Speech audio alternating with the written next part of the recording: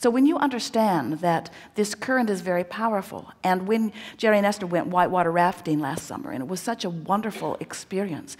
When they put their boat in the water, there were several of them that went together. 6 of them went together, and then there were several high school wrestlers that were in several of the other boats. When they put their boats in the water, not one of them considered turning the boat upstream and paddling against the current. It was obvious to all of them that this river was going to have its way with them.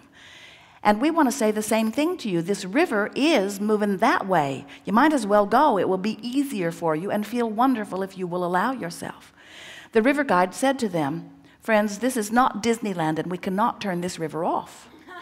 And we want to say the same thing to you. This is not Disneyland. This is a river that is always flowing. And when you let yourself go with it, you feel wonderful. And when you don't feel wonderful. So sometimes, as our friends listen to us, they've been hearing us talking about emotions for years. As we talk about the emotions such as love and appreciation and joy here in the stream, and we talk about emotions such as fear, or those feelings of disempowerment like depression, or rage, or revenge, they get the idea that these are the preferred emotions and that these are the not preferred emotions, and certainly that is the point that we want to make. But then often they will say, well, then I'll just put a motor on my boat and I'll just move rapidly downstream and I'll get to where I want to be. And we say, if you think that you have to put a motor on your boat, you've missed the point of our stream analogy. This powerful law of attraction is providing the current. You do not need to put a motor on your boat. You don't even have to turn and paddle. You don't even have to turn your boat. Just let go of the oars and the current will turn you. Just stop struggling against. Stop defending and justifying. Just begin to trust more in the worthiness of your being. Begin to allow the source within you to call you in the direction of the expanded version of you.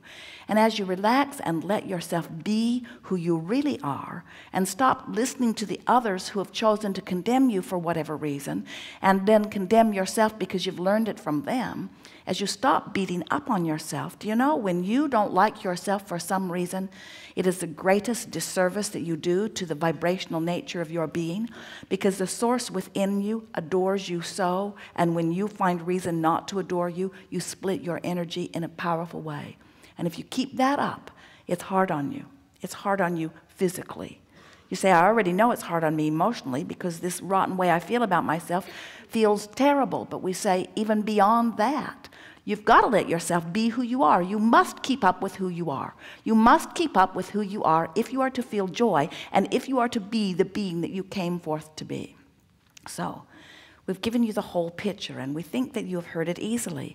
Your source energy in a physical body adding to the creation of that which you are. And do you know that when you do finally croak, we love that, when you croak, you will close that vibrational gap.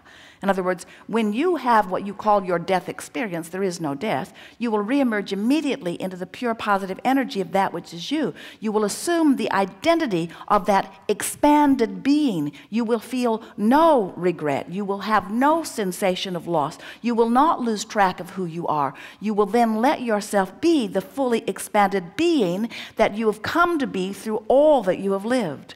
We just want you to know that you don't have to croak to do that. You can tune yourselves into vibrational alignment with who you are, thought by thought, person by person, interaction by interaction, discussion by discussion. You can tune yourself little by little by little back into the frequency of that which you really are. And the closer you get to who you are, the more wonderful you feel, the more clarity you have, the more abundance you experience, the better your life is all around. We are eager to talk with you about anything that is important to you. Nothing is out of order or off limits. If you've heard what we have said, then you must understand that this meeting has already gathered in vibrational escrow. In other words, through what you've been living, you've already been sending your rockets of desire.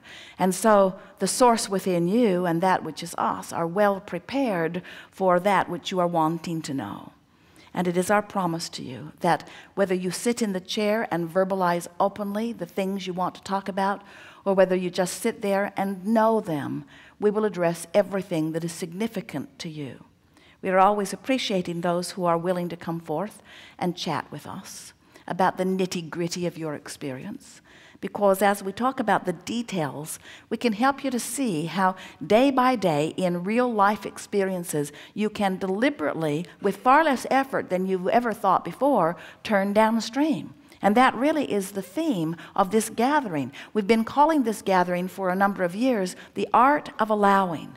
The art of allowing that which I am in my physical form to come into alignment with who I really am. The art of being who I really am. The art of paying attention to the way I feel and coming into vibrational alignment with the whole of me. The art of allowing as compared to the art of resistance. The art of tuning in, tapping in, turning on, as opposed to the art of holding myself in discord to all that I am.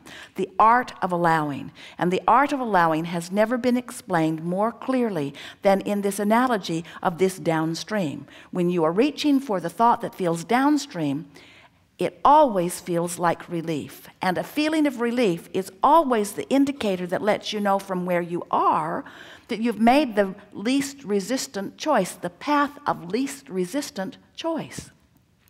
And when you understand this powerful stream, and when you understand the inevitability of going with this stream, and when you understand the negative consequences of not going with the stream, in other words, this is not Disneyland, folks, and this stream will beat you up. If you don't let yourself be who you are, you don't have a very good time. So, what do you want to talk about? You have come with some things.